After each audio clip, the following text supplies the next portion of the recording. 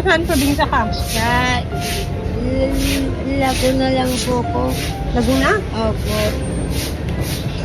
Asan asawa mo? Bata ka pa. Ay, sa kabilang bahay na po. Kabilang bahay na. Bilis ko ba?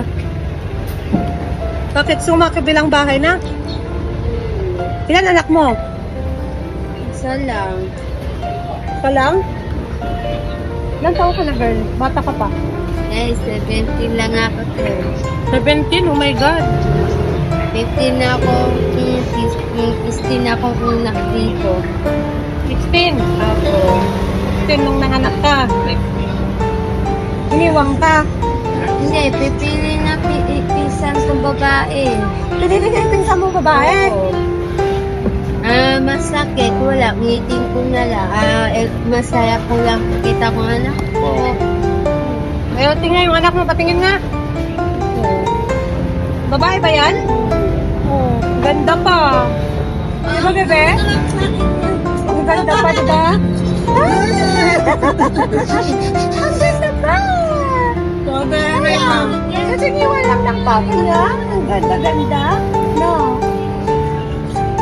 Bibili ka raw ng gatas na maliit? Anong gatas na? Ito lang. Dati bona. Hindi kaya matik eh. Gatas na. Mahal. Gona na lang. Gona na lang. Kita ko, pwede akong bilhin pang pack.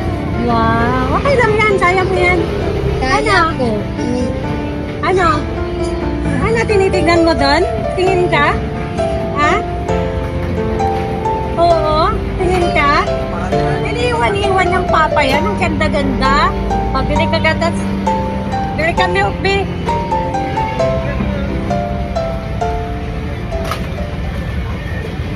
Alam ako ikit-ikit eh.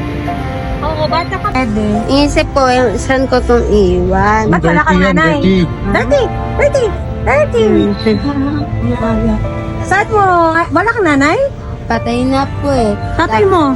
Ayun po, stroke ng tatay ko eh. Stroke? Parang may sakit ka, B. Binat po to te. Sa binat.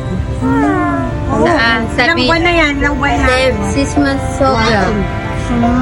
Binat to kasi ang nakakawala. Sa ang baby to, tuminingi ako. Gutom ako, ayoko.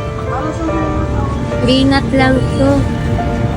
Sabi nilang tao, pwede daw ako punta sa dami bata. O doon na po kung galing eh. Buti hindi mo naisip ipaampon niya ang anak mo. Ay gusto ko pa may mapuso ko ayaw eh.